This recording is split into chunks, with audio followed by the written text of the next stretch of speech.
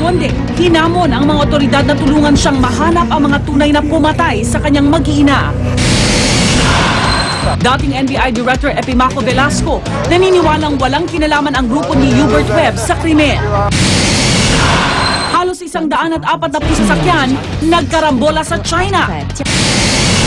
At mga nominado para sa 68 Golden Globe Awards, inanunsyo na. Huwag mahuli, tutok na sa unang balita. Magandang umaga, narito na mga unang balita.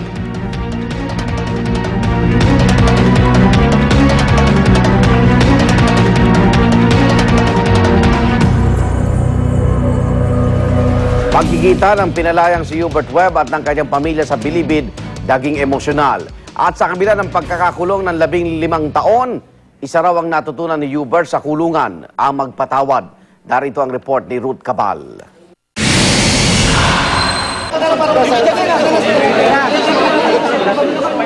Sa bawat pag-abot ng release order, nagpalakpakan at naghiyawan ng mga kaanak ng mga inabsuelto sa kontrobersyal na Visconde Massacre case. Ang mga papel na ito, pasaporte raw nila sa bagong buhay matapos ang 15 taong pagkakabilanggo. Bago nito humarap sa media sina Hubert Webb at 5 iba pang inabsuelto. Meron bang Tagalog word yung surreal? Paano ba ito? Hindi ko, parang hindi pa totoo. Di man makapaniwala sa pagdating ng pinakahihintay niyang araw, giniit ni Hubert na simulat sa pulay inosente sila sa pagpatay sa mag-iinang Visconde. Naunawaan man daw niya ang sakit at galit na nararamdaman ni Lauro Visconde, kaisa rin daw siya sa paghahanap ng hustisya ng maparusahan ng mga totoong kriminal. Kung ayaw nila maniwala na ako talaga inosente, di sabay-sabay tayo magdasal na yung may kasalanan parusahan. Hinamon naman ni Hubert ang star witness na si Jessica Alfaro na nagdiin sa grupo nila sa massacre. Kung talagang totoo siya, di magpalay detector test kami lahat sabay-sabay para makita talaga kung sino talaga. Lahat-lahat kung gagawin namin Hindi ako natatakot. Kasabay nito tinawanan ni Hubert ang akusasyon ng kampo ni Visconde na may ilang opisyal at hukom umano ang nabayaran para sila'y mapawalang sala. Sinasabi nga nila, binayaran yung passport, binayaran yung Amerikano. Ba't ho ako magpapakulong ng 15 taon? Sa kabila ng lahat ng ito, binahagi ni Hubert ang pinakamahalagang bagay raw niyang natutunan sa 15 taon sa kulungan. Marunong ka dapat magpatawad sa gumawa sa'yo ng kasalanan. Mangyayak-ngyak si Hubert pag napapag-usapan ng pamilya, pero napangiti namang parang bata kapag tinatanong tungkol sa kanyang love life. Gayunman sa ngayon, prioridad daw niya ang 17 taong gulang na anak na lalaki. We had to protect him kasi nung bagong lumabas to, di ba, medyo offensive yung mga tao masyado. Para sa security niya, we never brought him to jail. Natigil ng press con nang dumating ang pamilya Webb. Bawat isa sa kanila emosyonal. Naroon ang mga kapatid niyang sina Jason, Pinky at Mabeth. Halatang nagpipigil pa ng emosyon si Hubert nang dumating ang kuyang si Fritz. Pero ang mga magulang niyang sina dating Senador Freddie Webb at Elizabeth, kalmado na nang makita si Hubert. Ngayon naman, lahat kami nakaiyak na, nakahigalgol na kami.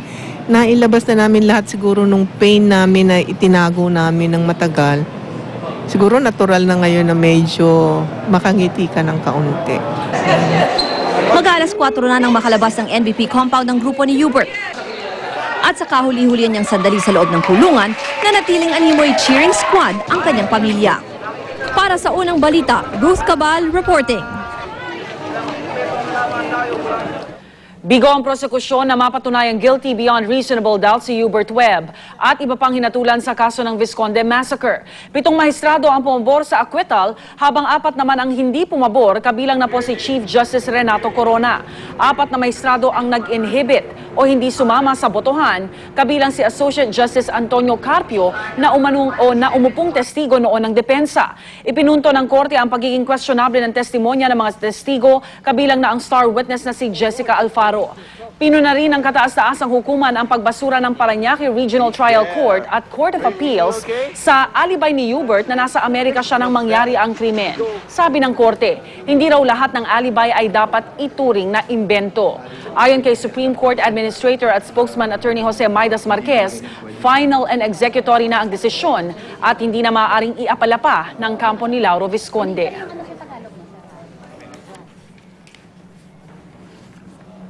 Wala namang mapagsidlan ng tuwa ang aktres at ina ng isa sa mga pinalayang dahatulan na si Pinky De Leon.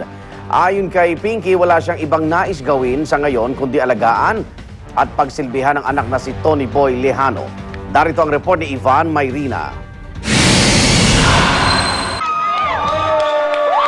Animoy tagahangang masugid na inaabangan ng kanyang idolo. Mainit na sinalubong na aktresa si Pinky De Leon ang kanyang anak na si Tony Boy Lejano. Para sa isang ina, ang araw ng paglaya ng anak na marahil ang kanyang pinakahihintay sa nakalipas na 15 taon. At sa panahong yan, may mga pagbabago na rin sa itsura ni Lejano mula nang makulong noong 1995. Sa mahigpit na yakapan, nag-umapaw matagal ng pangungulila ng ina sa anak at anak sa ina. Magiging all-out daw si Pinky sa pag-aruga sa anak. Oh my God! I can't even, I'm gonna cook and cook and cook. Everything he wants, I'm gonna cook. What does he want, ba? A big steak. Oh, How does he want his steak done? medium well. Full force din sa salubong ang mga kaanak ni Lejano, kasama ang tiyuhing si Christopher De Leon, tiyahing si Melissa, ang lolang si Lilia Dizon, mga pinsan at pamangkin. Ito yung gabi-gabi, totoo yan. Gabi-gabi ay dinadasal ko. At gabi-gabi ay dinadasal ng mga buong pamilya na magkaroon ng akwital. No, at makalaya na. And this is a wonderful Christmas for the whole family. We'll talk about it. Magmi-meeting kami siguro para malaman namin kung paano gagawin namin sa buhay ni Tony Boy, buhay namin lahat. Si Lejano nagpapasalamat man, aminadong sa puntong ito, hindi pa raw niya alam kung paano ibabalik sa normal ang kanyang buhay. Ano yung nawala sa'yo in the last 15 years, Tony? Ayoko nang isipin kung ano nawala. Siguro Looking forward. marapit isipin to look forward, correct. What are you looking forward to the most? To be with my loved ones, my family, who has supported me all through the years. How about you personally, your future? Ano ba yung gusto mong... I don't know, I will have to get my bearings first, see what options I have. At ngayong inabsuelto na sina Lejano ng korte, may panawagan ng pamilya sa star witness na si Jessica Alfaro na siyang nagdiin kina Lejano bilang mga salarin. He has to come out and say the truth. Para sa unang balita, Ivan Mayrina reporting. Kanya-kanyang plano na rin ang 4 na iba pang nahatulan na pinalaya kahapon. Ang ilan sa kanila nais mang ibang bansa habang gusto namang tapusin ng iba ang kanilang pag-aaral. Narito ang report ni Julius Segovia.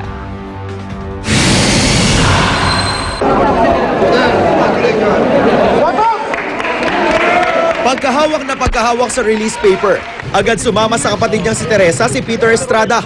Si Estrada ang dating nobyo ng Visconde Massacre case star witness na si Jessica Alfaro. Baka sa mga ngiti ni Estrada ang sayang naramdaman niya sa unang pagtapak niya sa labas ng bilangguan. Pero aminado siyang may sama pa rin daw siya ng loob sa dating nobya na nagdawit umano sa kanya sa kaso. Sir, may sama po ba kayo ng loob kay Jessica para sa lahat ng mga Of course, I have. I don't want to talk about her. Plano ni Estrada ang mga ibang bansa para tuluyan na raw ibaon sa limot ang nakalipas na 15 taon sa bilangguan. Pagsakay rin sa eroplano ang pabirong sagot ni Miguel Rodriguez nang tanungin kung ano ang una niyang gagawin paglabas ng bilangguan. So, ano plano niyo ngayon, sir? Ay, hindi ko pa alam, aeroplano siguro. Sinundo si Rodriguez ng kapatid niyang si Art. Balak daw niyang tapusin ang pag-aaral ng business management at tumuloy sa abogasya. Mailap man sa media, mangiyak-iyak pa rin si Michael Gatchalian ang makapanayam ng GMA News. Walang sumundo kay Gatchalian dahil nasa Amerika ang mga kaanak. Kaya nakisabay na lang siya pag-uwi kay Rodriguez. I don't know what to say. Sorry. You're teary-eyed, sir. Yeah, I know. What does that mean? Siyempre, alam niyo na, laya na. Ang girlfriend naman ni Hospicio Pike Fernandez na si Ana ang isa sa mga sumundo sa kanya. Ang nobyang si Ana raw ang naging sandigan niya sa mahabang panahon sa loob ng piitan. You can handle me outside. Of course. Of course.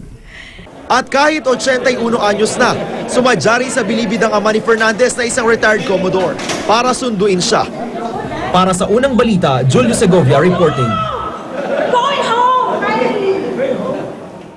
Hubert Webb sa bahay ng kanyang mga magulang sa Parañaque natulog sa unang gabi ng kanyang paglaya.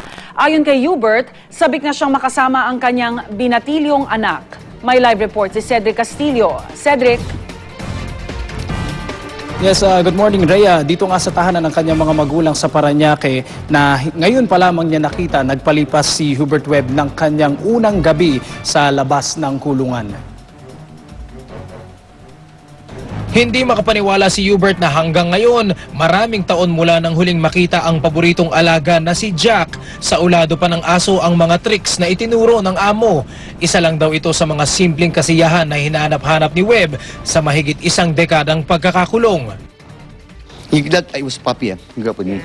I taught him how to eat cereal. Ito rin ang kauna-unahang pagkakataong nakita ni Webb ang bagong tahanan ng kanilang pamilya. Iba pa kasi ang tirahan nila nang makulong ito. Pero simula pa sa presscon kahapon ng mga pinalayang nahatulan, bukang bibig na ni Webb ang pananabik sa ngayon binatilyo na nitong anak na pinili raw niyang hindi muna makita sa mahabang panahon.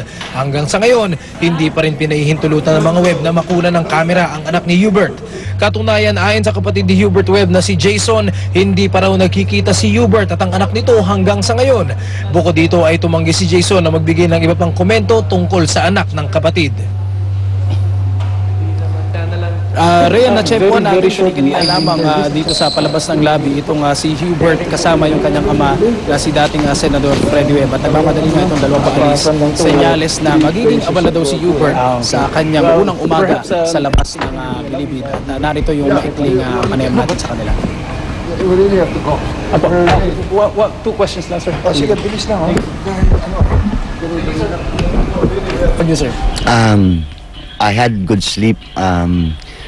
For the first time, I slept in a soft bed. I think we have to go. Okay. I understand, hindi pa kayo nakikita nung Sunday. No, I saw him na last Sunday, but today wala pa. He's in school. He has to go to school. So, what are your plans for the next days? I have no idea yet. Take care. Thank you. Sir, salamat po. Thank you, sir. Okay, Rhea, yan mo yung pinakahuling update mula rito sa tahanan ng mga Webb sa Parañaque. Balik mo na sa inyo, Rhea. Maraming salamat, Cedric Castillo, nag-ulat live mula sa Parañaque City. Samantala, makakasund natin si Mrs. Elizabeth Webb, ang ina po ni Hubert. Mrs. Webb, good morning po. Good morning po. Kamusta na po si Hubert? Tumabi ka ba sa kama? Sobrang